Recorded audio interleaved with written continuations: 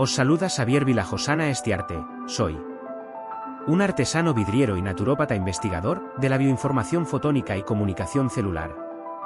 Trabajo en campos de resonancia latente y herramientas que desarrollo, distribuyo y facilito formación para el bienestar personal y del planeta, mediante la información holísticamente encriptada de los campos bioenergético, neurológico, vitalizante, intuitivo, autodignificante y vivencial.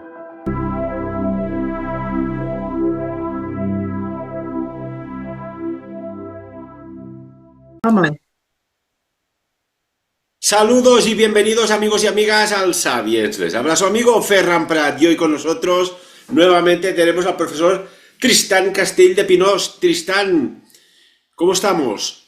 ¿Qué tal? Muy bien, fantásticamente. Además, súper contento de estar aquí con todos vosotros, los sabiens oyentes. Vamos hoy con un tema muy controvertido, por cierto. Total, tan controvertido como el cambio climático, ¿eh? Que dijimos que ya no se hablaría más del cambio climático y así fue Bueno, a partir de ahora este momento. Y ojo, que afuera está nevando, ¿eh? O sea, hoy claro, frío, viento y nieve. aquí nosotros en la Costa Brava, un viento terrible con un movimiento del mar muy salvaje, precioso, ¿eh? Ujú.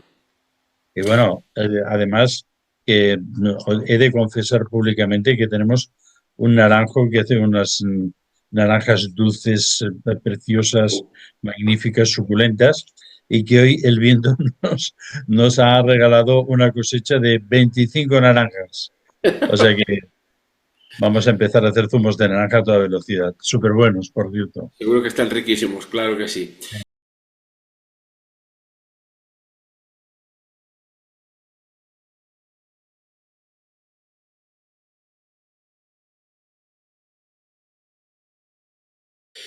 Y el tema que nos ocupa hoy, Tristán, es muy interesante porque ya desde altas instancias de inteligencia parece ser que ya se da un ok, que sí, que se afirma de que existe el arca de la alianza y es más, parece ser que fue encontrada con una ubicación concreta. Tú que eres un experto en el arca de la alianza, cuéntanos. Bueno, yo creo que estos señores de la tía, o de la CIA, no sé cómo se llama, van un poco despistaditos en general, ¿no? Y yo siempre me he cuestionado y he defendido en todos mis trabajos, hay unos pasajes en mi libro de Los Esenios, la superación de la muerte, que aprovecho aquí para hacer una cuña publicitaria y decir que es un libro estupendo, pero que además es muy importante para todo el contexto de lo que quizás hablemos hoy, porque el tema es muy extenso. La primera pregunta es, si te pasan los planos desde una astronave para que hagas una caja especial, ¿harás una o harás 15? ¿Eh? La primera pregunta. Porque claro, ya que vas a tener una cosa hipertécnica y que va a funcionar sí o sí, pues hacemos unos clones de todo esto y con que supuestamente, según el Deuteronomio y en el libro del Éxodo, en la población que huía de Egipto, todo eso con interrogantes absolutamente majestuosos, pues eran un montón de gente. Entonces, pues claro, podían llevar, pues cada 200 personas podían llevar un arca y todos estaban suministrados por esta energía. Número uno. Número dos. Una vez estas arcas, una, dos, 200, las que fueran, Mm. llegan a la ubicación deseada, entonces, ¿qué hacen con con estas arcas? Las ponen en un templito con un tabernáculo y dentro le hacen una adoración o tienen un espacio grande en el cual almacenan este material secreto. Porque, claro, este material secreto, esto sin salirnos del relato del Éxodo, ¿eh? Sí, Y sí, decir sí. que es así, que los pobres judíos huían, que llegó el Moisés y le dijo al Mar Rojo que se apartara, sin tener en cuenta que las pendientes desde la orilla del Mar Rojo hasta el fondo del Mar Rojo son absolutamente abruptas y profundas y que hay que bajar y descender hacia el fondo y luego hay que subir por la otra parte sin caminos y con, evidentemente, pues un terreno arenoso o barroso o lo que sea, o lleno de algas marinas o de peces muertos, porque en el momento que se quitaron las aguas por el pobre pececitos, no sé qué. En fin, pongámosle toda la imaginación que queramos. Y esto nos ubicamos más o menos, según la Biblia, los textos sagrados, sobre el siglo XIII antes de Cristo. Entonces, vamos a ver, ¿aquí qué Sí. pasa? Bueno, mi primera duda es si todo esto es verdad. Con que tengo una cierta tendencia a de cuando en cuando mirar qué es lo que dicen los arqueólogos y los arqueólogos serios, y con que yo lo he citado aquí más de una vez y que desgraciadamente de su apellido coincide con el nombre de un rabino que ha salido ahora, digamos, infortunadamente a la publicidad pública, digamos, del público en general, al menos en Internet, que no quiero entrar en detalles de lo que ha dicho este señor, porque es realmente complicado, que, digamos, pero nuestro arqueólogo genial, y que al cual he citado y he dicho siempre que es un hombre admirable, que además tiene una obra, hay un parte de su obra traducida al castellano y por lo tanto podemos disfrutar de sus conclusiones, que se llama Israel Filgenstein, y este dice, es absolutamente imposible que lo del éxodo sea cierto. Buscando y buscando, siguiendo los textos sagrados. Lo mismo que hizo Heinrich Schliemann para encontrar Troya, que buscó en los textos de la Ilíada y encontró el lugar donde realmente Homero había situado a Troya, ¿no?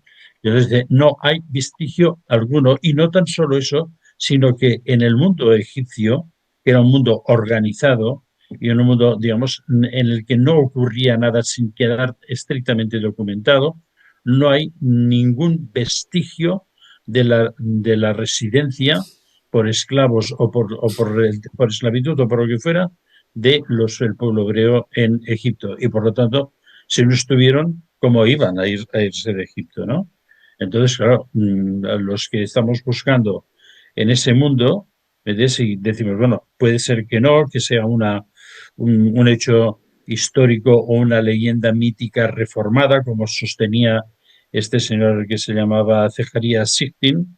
Sí. Tiene una colección de libros interesantes, algunos muy cuestionados, por cierto, pero claro, hay un vestigio. Entonces hemos ido a buscar cuáles eran las conexiones, y las conexiones que yo particularmente he defendido y que he publicado en mi libro de los esenios es que lo que ocurrió es que los que se fueron de Egipto no eran hebreos, sino que eran egipcios.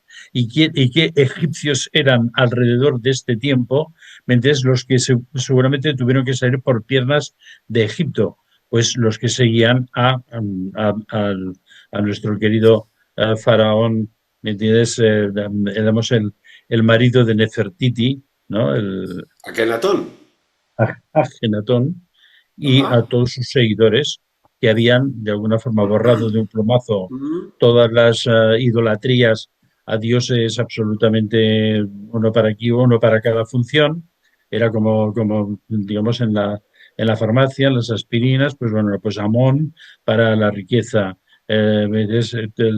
Anubis para los temas de las enfermedades, etcétera, etcétera, etcétera. Pero no. El mundo está regido por una mente perfecta y que es la absoluta dadora de vida, y entonces ellos adoraban al sol Atón como el dador de vida, como el Dios Padre, el Dios único, y fue el principio del monoteísmo que más tarde digamos, va a renacer en el mundo esenio en la forma del nuevo profeta que se llama Cristo, ¿no?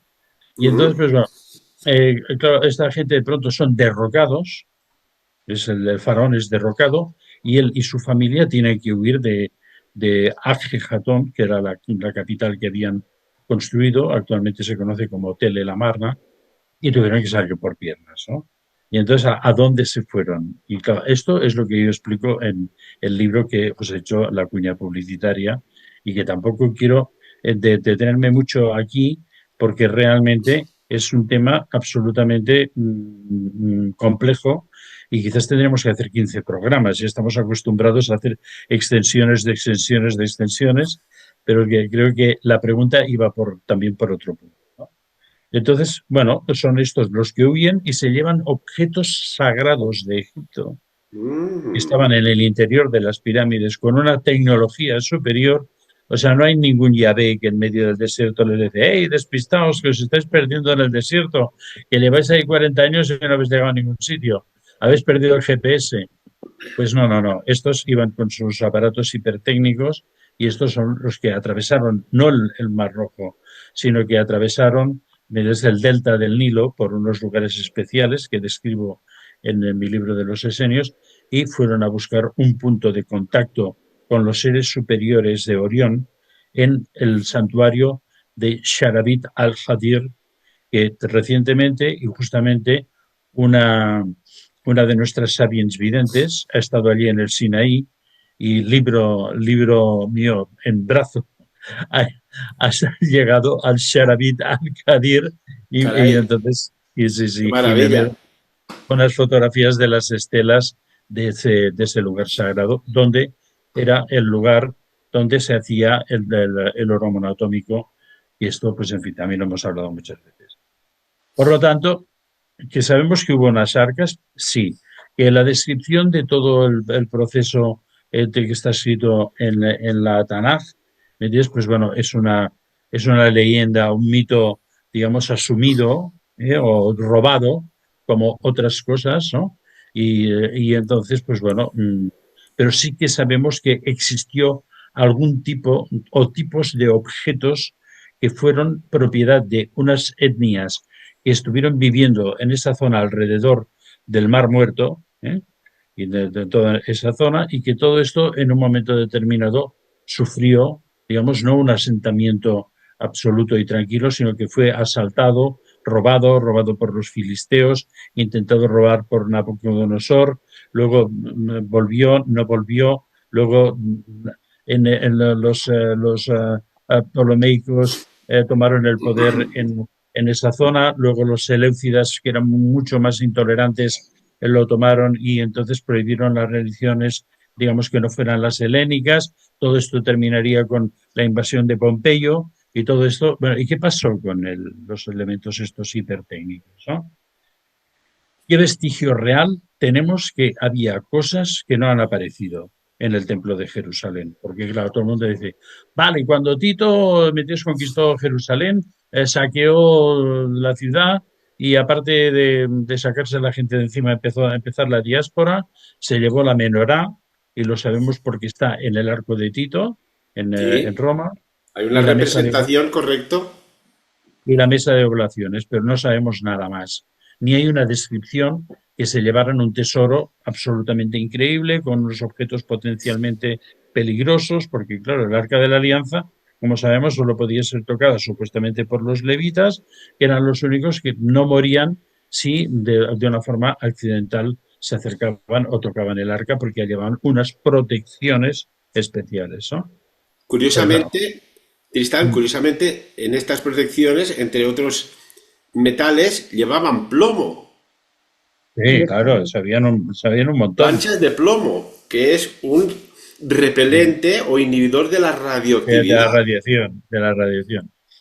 Hay mucha historia alrededor de todo esto, ¿no? Hay libros maravillosos, para mí quizás el más completo es el de Lawrence Gardner, del Arca de la Alianza. Para mí es el libro más completo y más bien estudiado, y que lo tengo aquí en la biblioteca como, digamos, un pequeño tesorito. ¿Qué pasa con todo esto? Vale, perfecto. Llegan, se llevan todo, desaparece, no sé qué.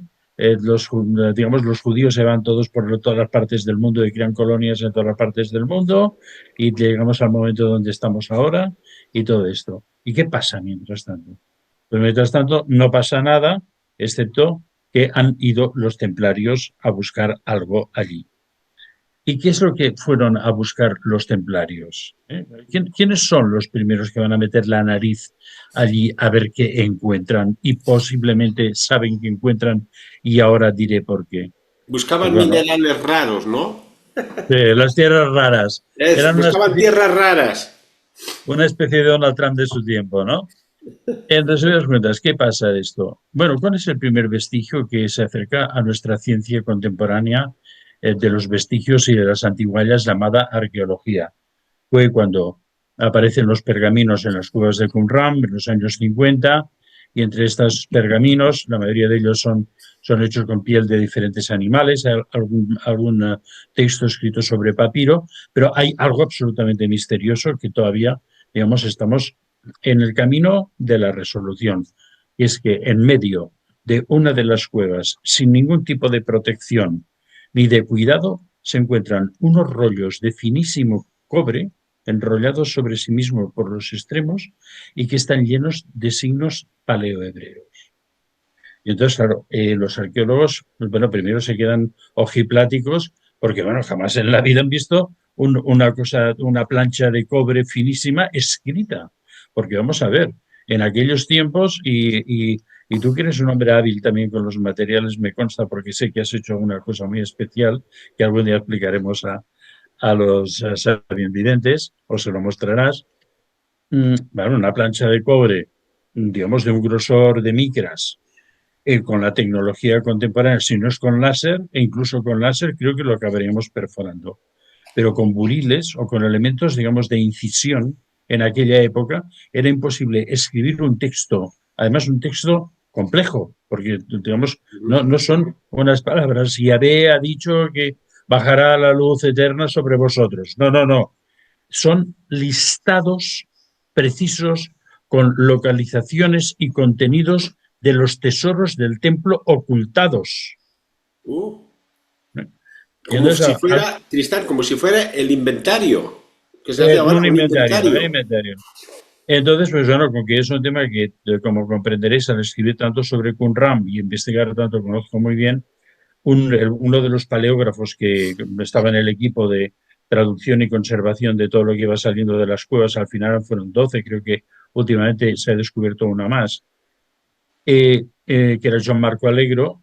Este empieza a mirar los textos en paleohebreo. Él es un especialista no tan solo en el hebreo clásico, sino en las lenguas sumerio, acadio, y entonces empieza a ver cosas y empieza a traducir y dice, este texto está hablando de algo ocultado. Y parece ser que se habla de oro y plata y otros materiales. Entonces, claro, los rollos no se pueden, digamos, desenrollar, por decirlo de alguna manera, porque es una plancha de cobre finísima. Al final, la única forma que encuentran de poder abrir y revelar el texto es enviarlo a la Universidad de Manchester y allí con una sierra ultra fina irlo cortando y ir, digamos, haciendo como fragmentos. Sí. Al final se abre todo el rollo, se traduce el texto y efectivamente es un listado terrible de cantidad de tesoros ocultos en lugares, pero descritos con absoluta precisión. Mm, Y además dice al final, como si fuéramos nosotros hoy día que hiciéramos, fuéramos unos, que evaluáramos un stock en un almacén, que hemos hecho una copia en la cual no tan solo está esto, sino que hay más cosas. Hay otro rollo de cobre, pero que no aparece por ninguna parte. Los ha buscado, las cuevas, no sé qué, no apareció por ninguna parte. En total, nos encontramos este tesoro, entonces, bueno, aunque son toneladas de oro, lo que aparece allí, el equivalente a toneladas de oro, inciensos, vestimentas del templo, no sé qué, no sé cuántos, no sé qué.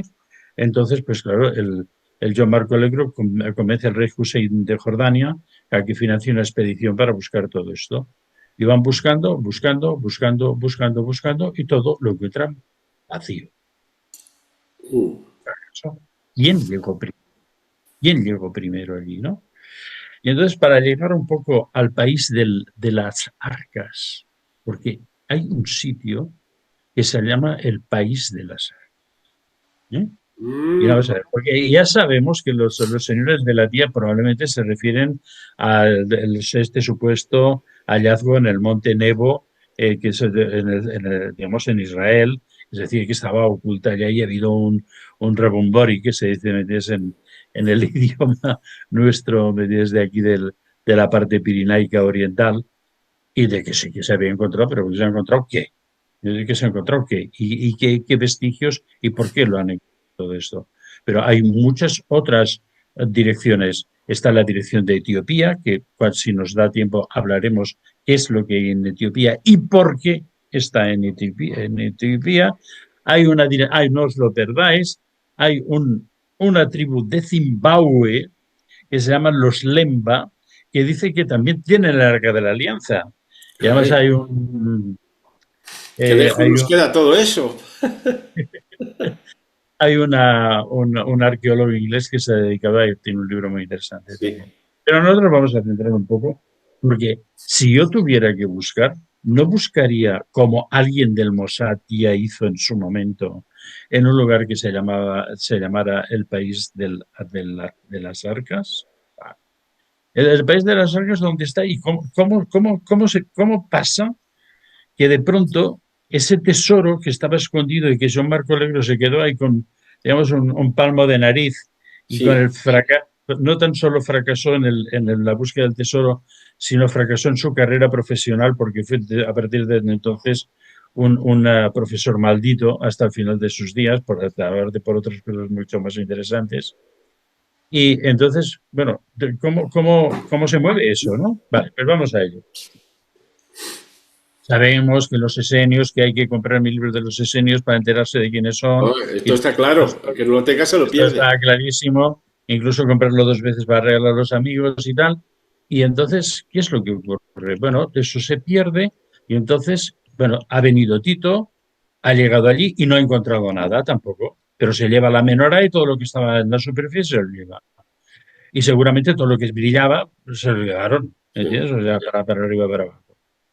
Entonces llega, pero no hay ningún vestigio ni ninguna documentación, excepto el famoso arco, el relieve del arco de Tito. En el 410, Alarico I, los tribus visigóticas, entran en Roma y saquean Roma hasta el detalle. ¿Eh? O sea, estos se llevaron, yo qué sé, hasta las gallinas.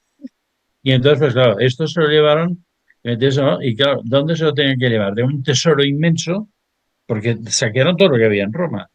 Y entonces fueron bajando hasta la Bota, donde murió en Calabria, que algún día explicaremos el secreto de Calabria, hoy pasaremos un poco por encima, porque es un gran secreto. Aparte, es un sitio muy importante porque hay una cantidad de castillos normandos espectaculares. También explicaremos el por qué están allí.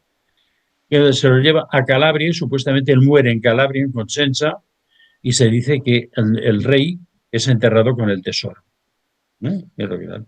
Cuando en realidad el rey decide que el tesoro se ha llevado, digamos, a la patria visigótica, que en aquellos momentos se llama Gotia, de la cual Cataluña forma parte, y Occitania entera en aquellos momentos. Ujú. Hay una montaña, si vais por la autopista que va de Narbona hasta Toulouse, y pasáis por Carcassonne, que de pronto hay un letrerito con una flecha que pone la montaña de Alarico. ¿Mm? Muy Aquí se buena. supone Muy bien.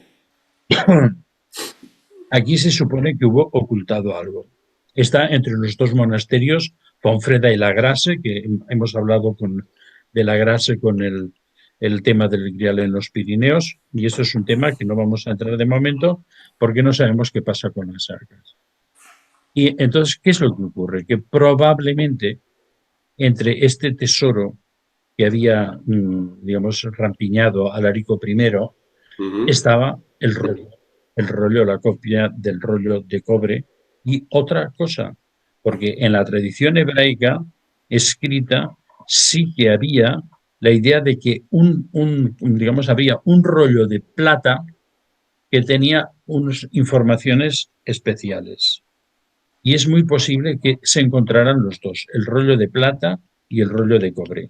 Esto estaba desaparecido, pues por descontado, en la época de nuestro querido John Margolin. Y esto, pues bueno, se queda allí, no sabe nada.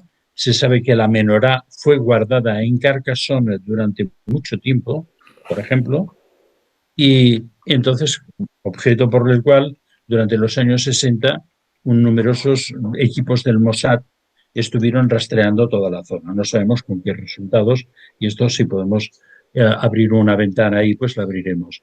Pero a mí lo que me interesa es llegar, digamos, a la parte final, ¿no?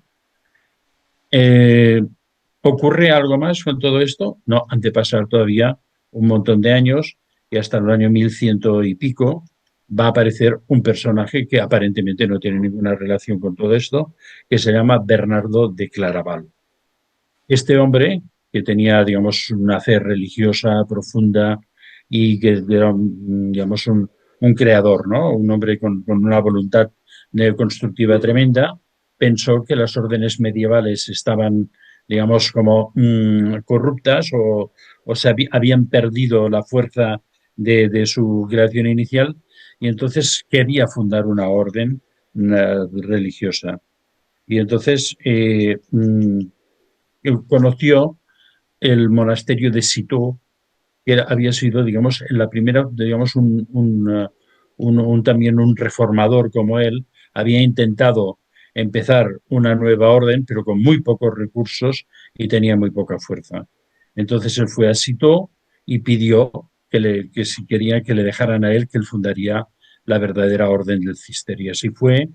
Y entonces él empezó a buscar recursos. Y claro, lo primero, si algún día queréis ir al monasterio de Citeaux, que Dios os acompañe, porque no está, o sea, ni por el GPS se llega, es un sitio totalmente oculto, pero es de mucha fuerza. Entonces él quiso crear el monasterio más grande de aquel momento y fundó el famoso monasterio de Claravall, ¿no? O sea, la Claravall, Clairvaux, ¿no? Y entonces en este monasterio pretendía tener la biblioteca más grande, la ciencia más grande del momento, y entonces una de las cosas que digamos, en los monasterios para los verdaderos buscadores era muy importante era contactar con los judíos, con los cabalistas, porque estos eran los que sabían de todo. Matemática superior, geometría neoclidiana, ciencias secretas de todos los tipos y aparte de todo sabían traducir correctamente los libros sagrados del hebreo. Y entonces él habla de que te habla de su gran proyecto y los rabinos le dicen, tú lo que necesitas es dinero, ¿eh? O sea, los judíos siempre han sido muy espabilados con esto del dinero.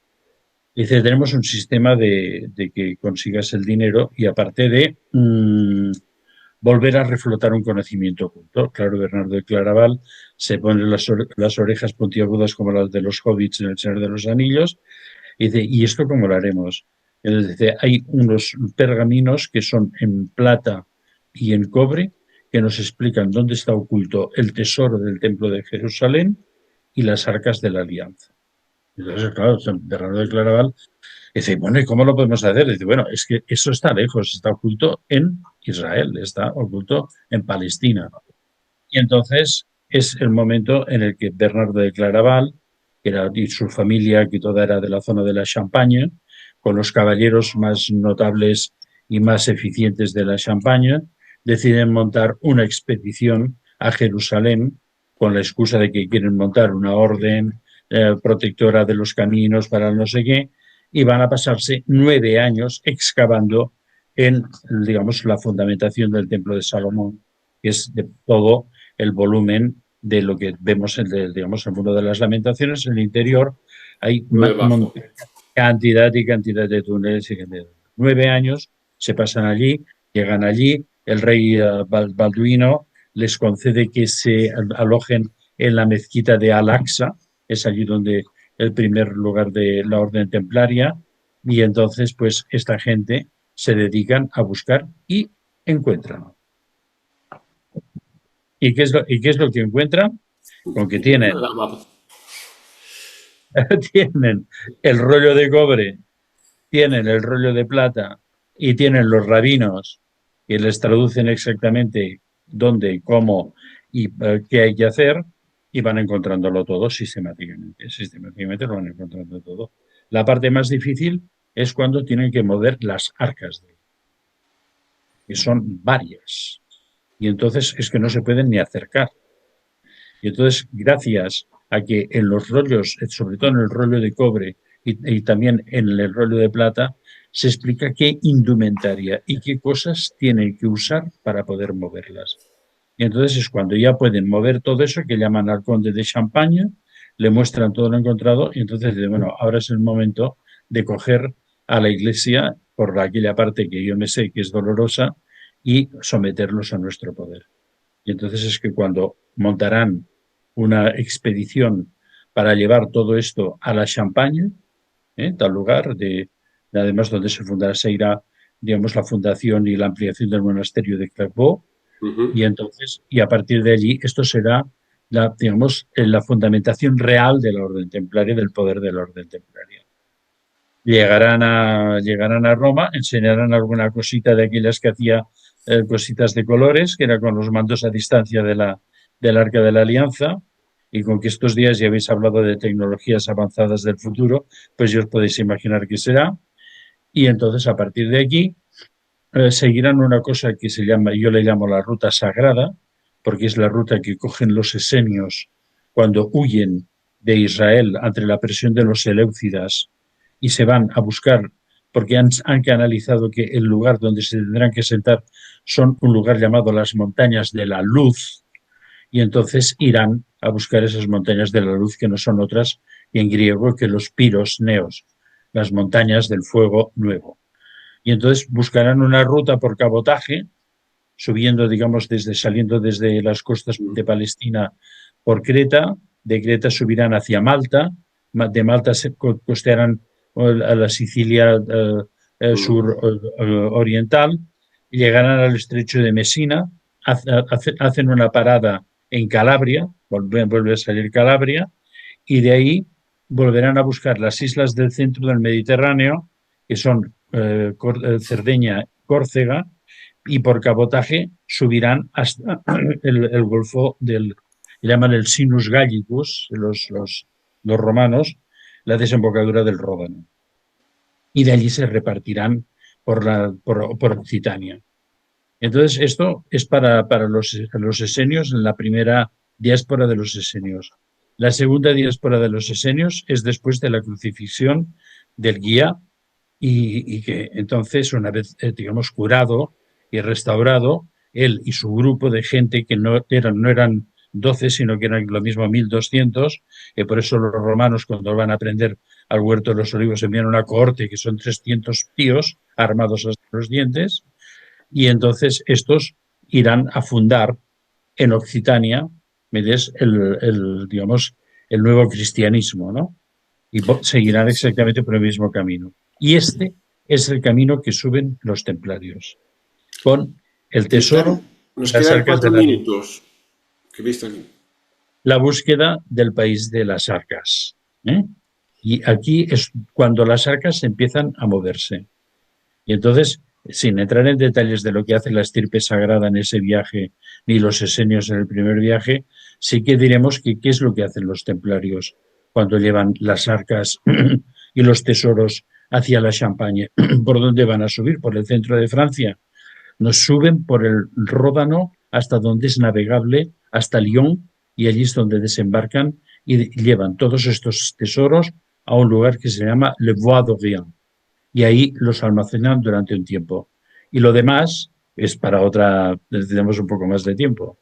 Haremos Para una ampliación, explicarles a ¿eh? los de la Haremos una CIA dónde ampliación, pero están. hay dos detalles que me llaman la atención. Por un lado, Tristán, que durante 2 décadas aproximadamente la DIA, que es la Defense Intelligence Agencia o agencia, que es como una derivada de la CIA,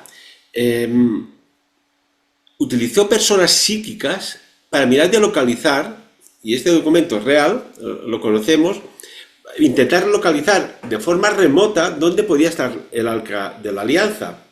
Y después hay otro detalle que me ha llamado mucho la atención cuando decías que se fueron de Egipto unos egipcios que eran adoradores a unos dioses en concreto, etcétera, etcétera.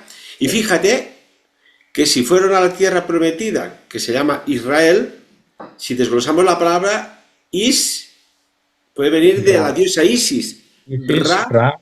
del dios Ra, egipcio, del sol. Y Mm, él es un término semítico que significa Dios, que en mm. cananeo y ugarítico Elohim. es el Mm, Dios supremo. O sea, fíjate, mm. fíjate qué curiosidad el nombre Hay de conexión. Ra, Hay él. conexión. Con más detalle y con menos detalle, siempre hay una conexión en todo esto, ¿no? Y ahora, ¿dónde van las arcas? Pues bueno, van al país de las arcas. Y ahora veremos, ¿dónde aparece el arca en esa época? En la Catedral de Chartres. ahí grabado en la puerta de los apóstoles. Es decir, vamos a ir siguiendo pasito a pasito, porque entonces nos daremos cuenta dónde va a parar. Y cuando lleguemos a dónde va a parar, veremos qué ha pasado. ¿Te parece que Porque hagamos no una podemos dar... pausa? Que se nos acaba el tiempo aquí. Hacemos una pausa y hacemos una segunda parte de este tema. No podemos quedarnos así, no podemos irnos a No, no, dormir no, no, sin no. esta segunda parte, por Para, favor. ¿Sí? para nada, para nada. Me parece muy Tristán, bien.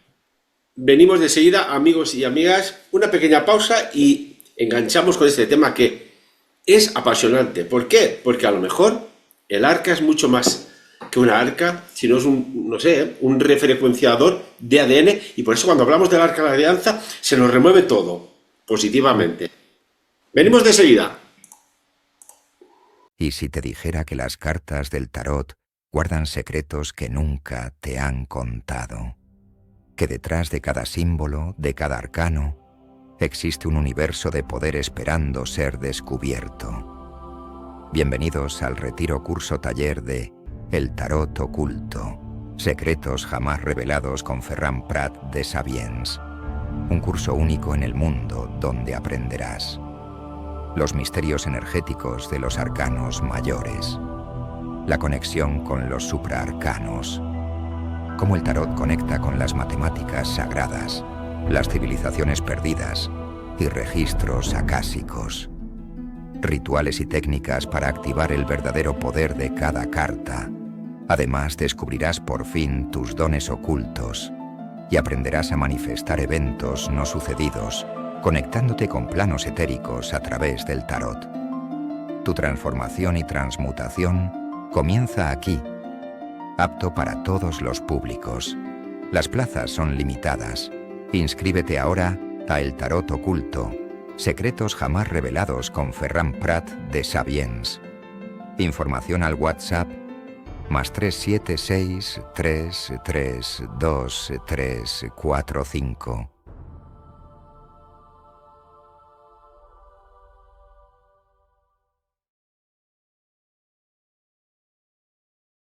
Uno. Muchísimas gracias, amigos y amigas. Ya estamos aquí nuevamente con el profesor Tristán Castell de Pinós. Profesor, seguimos en la investigación, nos movemos por líneas temporales que nos fascinan. Yo hay momentos que creo que ya veo imágenes. No sé, tú. Sí, ¿Hasta sí. qué puede leer? Yo de todas maneras os quería Sí. resaltar un poco que hemos pasado quizás un poco precipitadamente por estas tres líneas de viaje. La primera, que son los esenios 100 años antes de Jesucristo, buscan un país nuevo para sentarse, y que esto tendrá una consecuencia con todo lo que hablamos del Grial en los Pirineos, en los capítulos estos anteriores que hemos tratado de este tema tan profundo. Después, la estirpe sagrada, cuando huyan con el Cristo los niños, los hermanos, las hermanas, la familia, huyan, y sus seguidores en pequeños barcos tendrán que ir, digamos, también seguir una zona de cabotaje, porque sus barcos no están preparados, sus naves no están preparadas para atravesar el Mediterráneo. El Mediterráneo en aquel tiempo era un mar importante, y los barquitos de aquella época pues ahora no eran los barcos de fibra de vidrio de ahora, ¿no? Deportivos. Y entonces van siguiendo esta ruta que tiene, para mí es muy significativa, ¿no? Seguirán toda la costa de Creta, subirán hasta Malta, y hemos de recordar que Malta es el lugar de asentamiento de la Orden de Malta, está profundamente ligada con el Vaticano y con muchas de las cosas que ocurren ahora, y se quedarán allí, pero seguirán fragmentos por la costa de Sicilia, pero pararán en Calabria. Y en Calabria los esenios fundan una primera colonia. Parte de los esenios se quedan allí. Pero después, cuando la estirpe sagrada sigue este mismo camino, que es el que saben que tienen que seguir para ir a las montañas de la luz y reunirse con la primera diáspora de los esenios, también en Calabria se pararán y allá quedarán unos días, digamos, como para curar el cuerpo del maestro, que todavía está sufriendo, a pesar de el tratamiento del oro monoatómico, del bálsamo de Isha y todas estas cosas que hemos hablado en otras ocasiones. Necesitará reposar, y entonces allí dará la señal cristiana a a la comunidad esenia que se había asentado allí, y parte de los seguidores de Isha también se van a quedar allí reforzando la comunidad esenia. Y estos monjes calabreses van a salir después por todas partes, ¿eh? Esto es muy importante. Los monjes calabreses de pronto salen en otra escena en la fundación del monasterio de Orval por Matilde de Canosa. Los monjes calabreses que son traídos de Italia para fundar el monasterio Orval en las Ardenas, estos son los que después, cuando Godofredo de Bouillon llegará con su cruzada y conquistará Jerusalén, son los que van a nombrar rey de Jerusalén a Godofredo de Bouillon. Hay que reconocer que el castillo de Godofredo de Bouillon está muy cerca también del monasterio de Clairvaux y de otros de los lugares que vamos a decir ahora.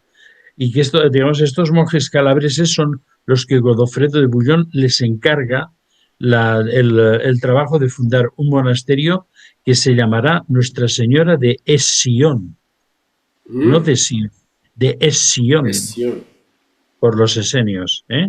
Y aquí esto nos va a conectar con muchas otras cosas, ¿eh? Qué bueno, fantástico. Bueno, pues muy bien. Después seguirán la costa de Cerdeña y de Córcega y atravesarán el Golfo de León, donde los cogerá una tormenta los de la estirpe sagrada, y el grupo de barcos se va tendrá como una dispersión.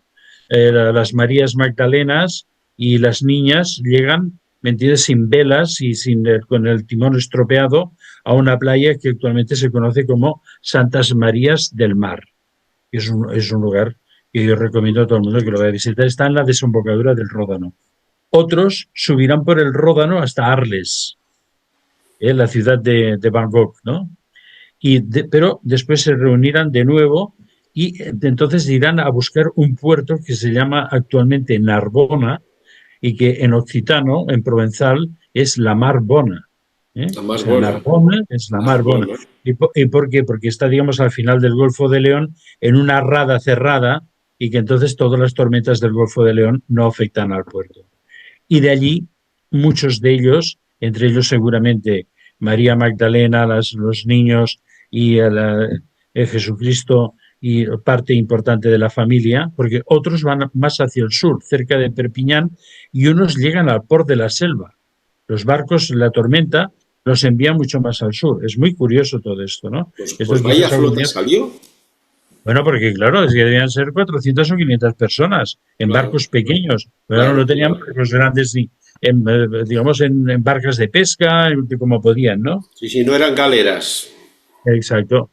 Y entonces, pues bueno, ahí es donde entonces esta línea, este vestigio de la estirpe sagrada, que nos va a interesar mucho y que se nos va a unir con las arcas de las alianzas, ¿ves?, van a parar a un sitio indeterminado, que miraremos de llegar al punto donde el país de las arcas, el que está nombrado. Todo el mundo, ¿ves?, lo puede ver. Nos vamos acercando.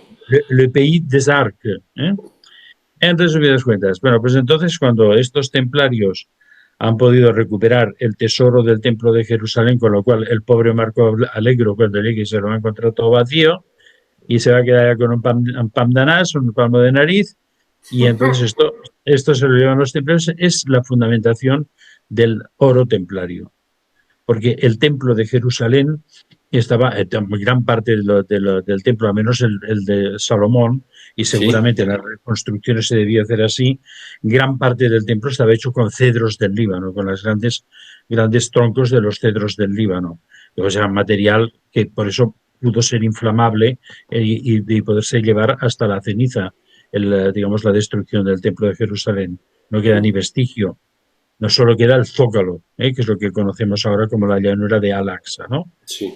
Y entonces lo que sí hicieron era forrar paredes y columnas, y el techo estaba hecho de tejas de oro macizo. Y esto es, claro, el tesoro del templo no tan solo era por donaciones que se hubieran hecho, que se hubieran ido acumulado, sino porque realmente había una cantidad de oro brutal. Todo lo que pudieron sacar y meter eso, no, lo que pudieron esconder lo escondieron. Lo que no, llegó Tito y se lo llevó a Roma. Lo que se llevó a Roma, Alarico se lo llevó a Calabria. Volvemos a llegar a otro punto inflexivo.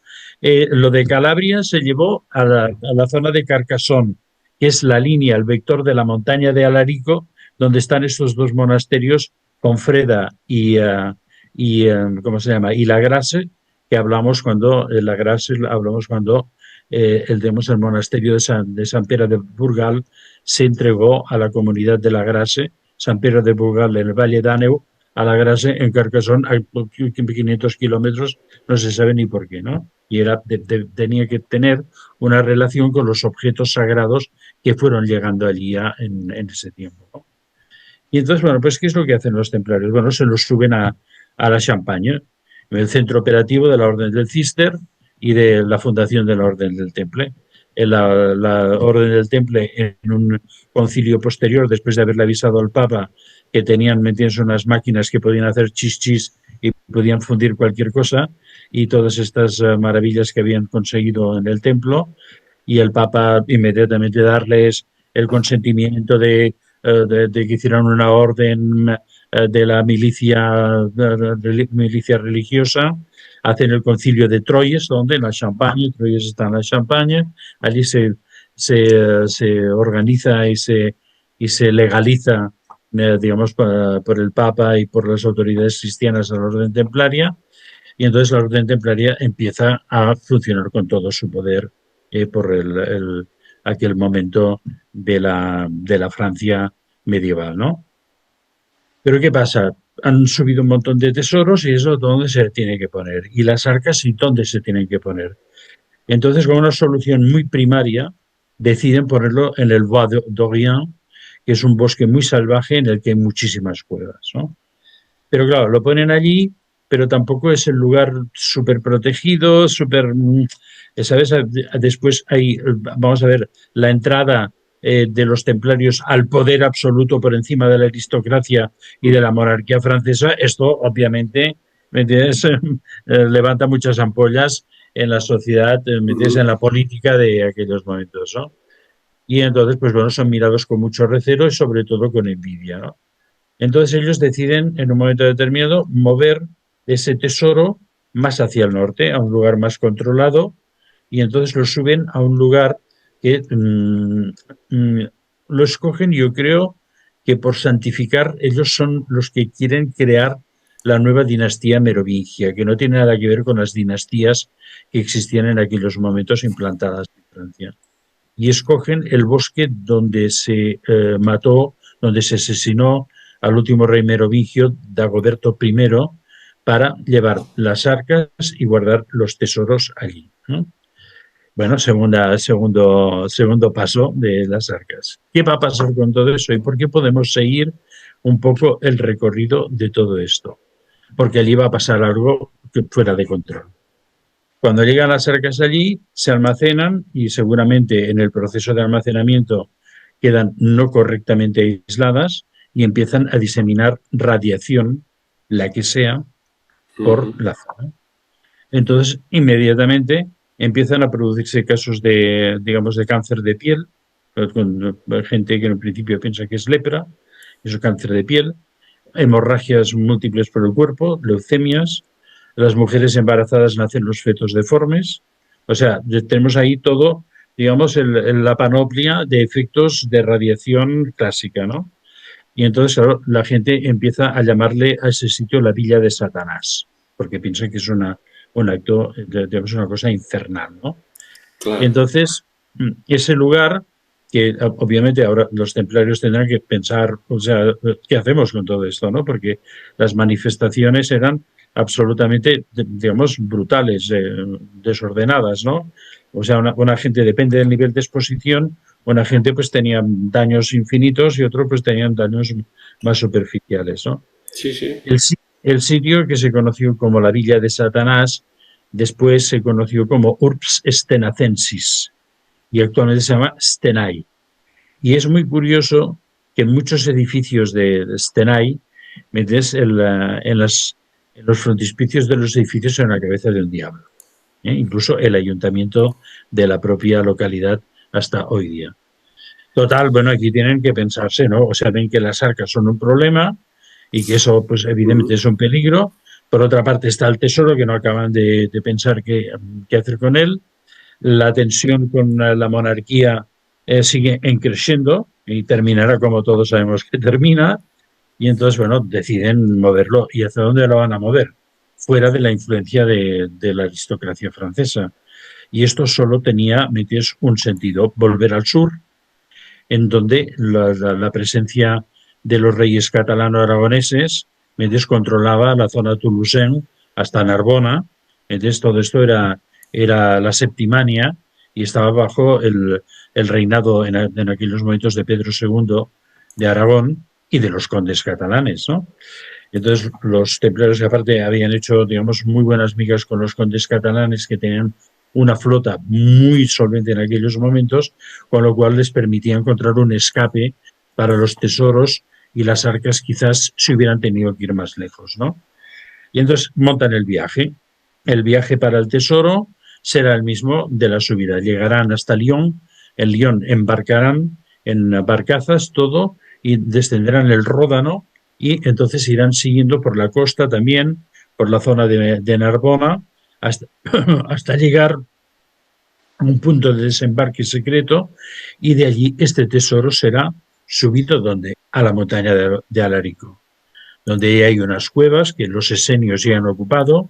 Allí crean un castillo absolutamente fuerte que está al lado del monasterio de Fonfreda, que era, digamos, la vigilia, y allí será el primer asentamiento del tesoro. Pero con que han aprendido que el tesoro tiene que estar en un sitio muy oculto, crearán en una zona mucho más lejana, cerca de lo que ahora vamos a conocer como el País de las Arcas, unos subterráneos al lado de un monasterio que se llama Notre Dame de Marseille. Entonces era todavía una pequeña basílica, que en realidad en occitano era Nuestra Señora del Marisel, y que después en francofonizado a Marseille por la proximidad de, o sea, pero es la Marisel, ¿no? Crearán unos subterráneos profundos ahí en esa zona, donde van a almacenar primero todo ahí.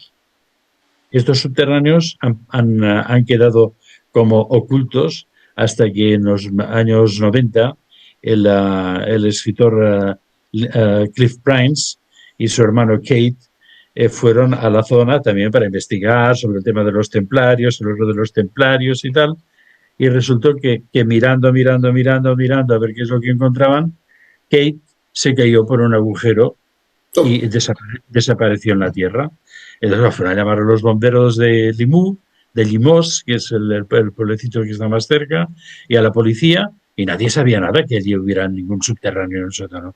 Y gracias a esto se descubrieron, fue rescatado, tuvo unas lesiones digamos, me parece, rotura de ambas piernas, y entonces gracias a esto se descubrieron estos subterráneos allí debajo.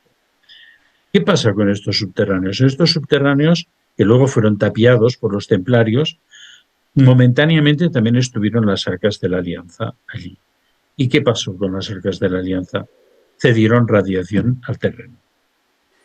Y hasta el día de hoy, digamos, cerca de donde están estos subterráneos hay una fuente sagrada, que es un agua curativa y que es un agua que está irradiada.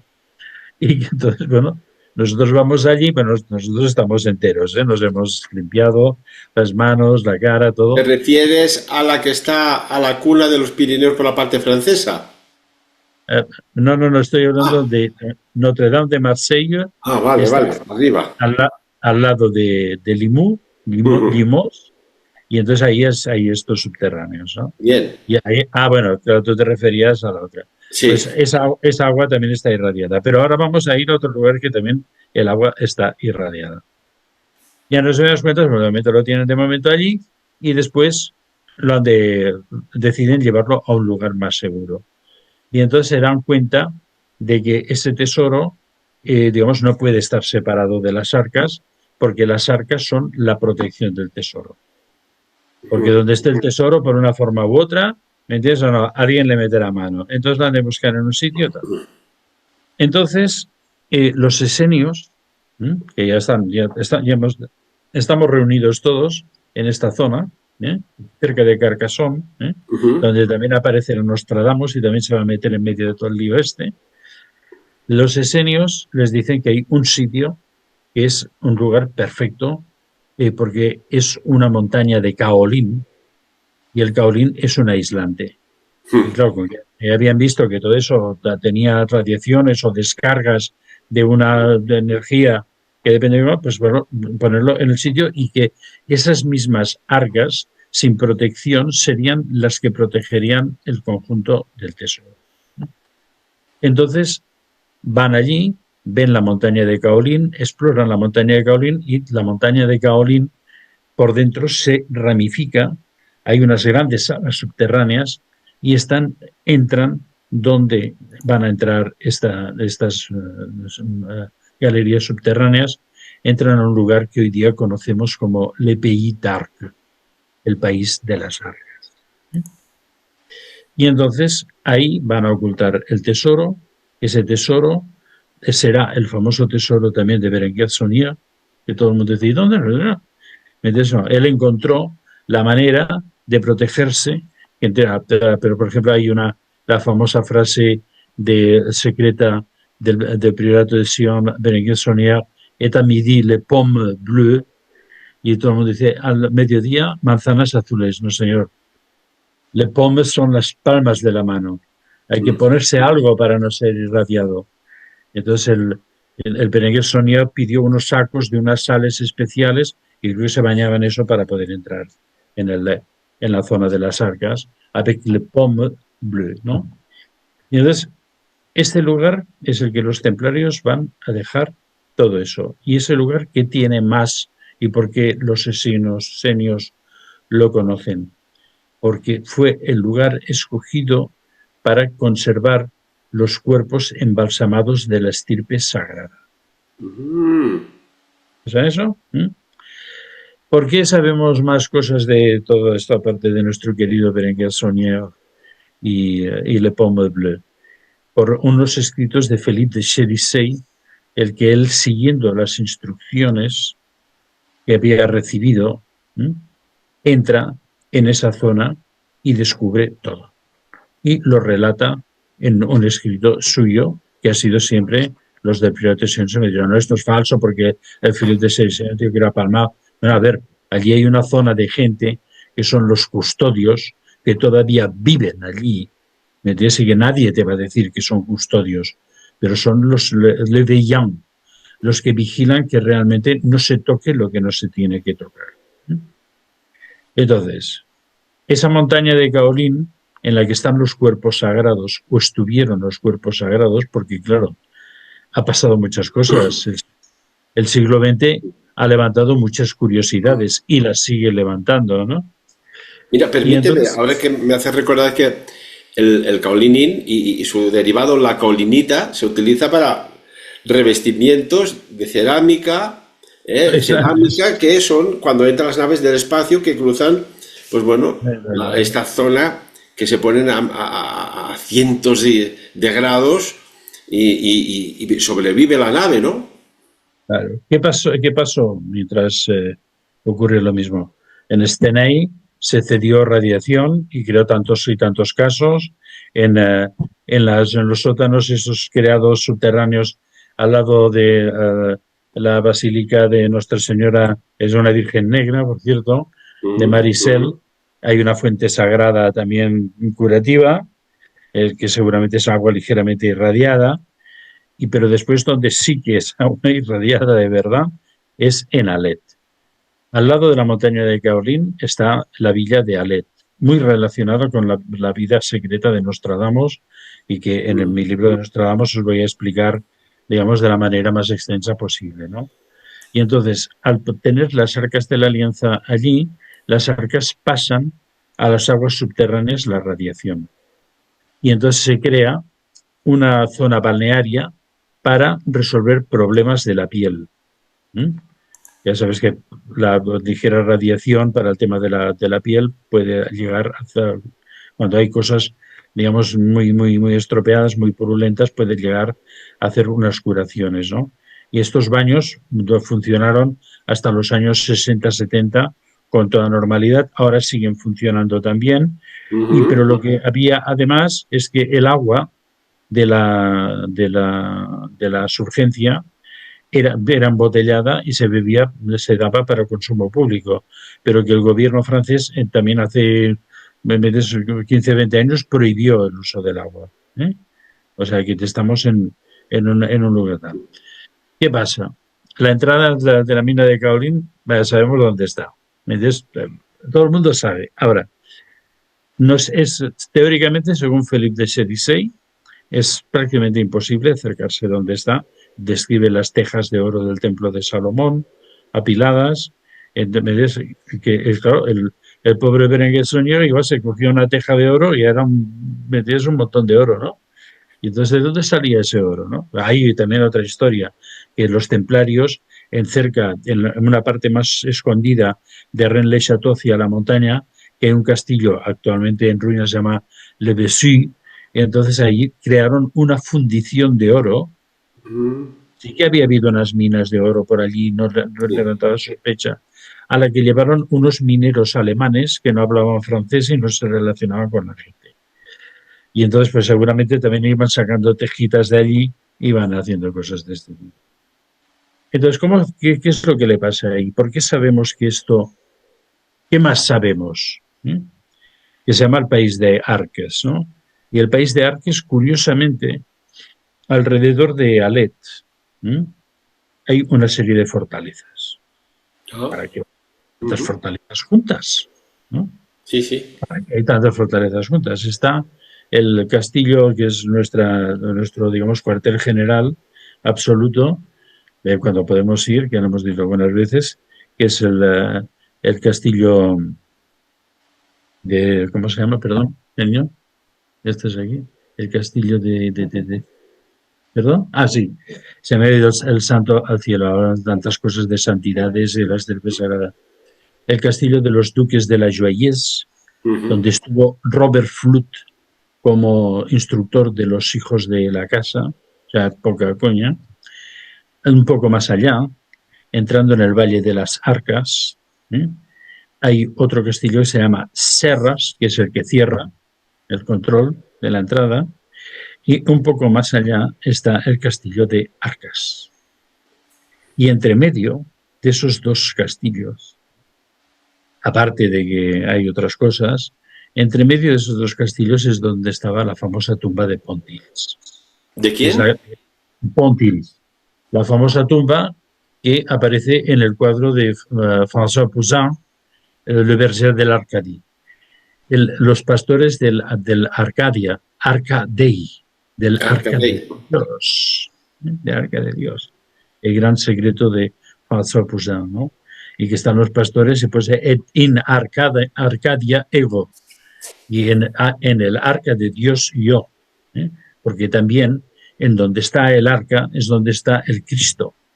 Y esta seguramente era la famosa tumba de Christian Rosenkreuz, que tenía una iluminación constante, que ya sabemos que lo de las baterías constantes, como dice tu amigo, en el tiempo, pues no, pero estos ya tenían la tecnología y estaba pues ahí la luz encendida y otros elementos, porque dentro del Arca de la Alianza o en los contenidos alrededor de esas arcas de las que hemos hablado y dado algunas especificaciones distintas cuando hemos hablado del Arca de Gabriel, que creo que lo del Arca de Gabriel y lo que estamos hablando hoy es, digamos, es una conjunción, ¿no? O sea, se están tocando, ¿no?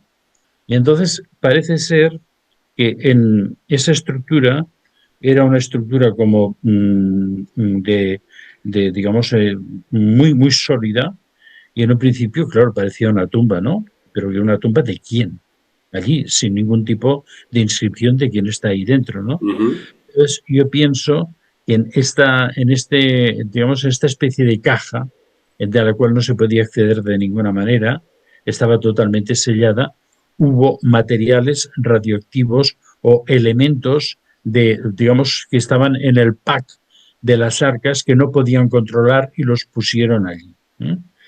De pronto, ¿qué ha pasado con la tumba de Pontils famosa, que no era tumba, y que era et in arca Dei ego, ¿no? ¿Qué ha pasado allí? Pues que en un momento determinado, supuestamente el propietario del terreno la voló con dinamita. Pero esto a mí me suena a que alguien sacó lo que había allí dentro y desapareció. Hay toda una serie de movimientos muy misteriosos del Mossad en los años 60.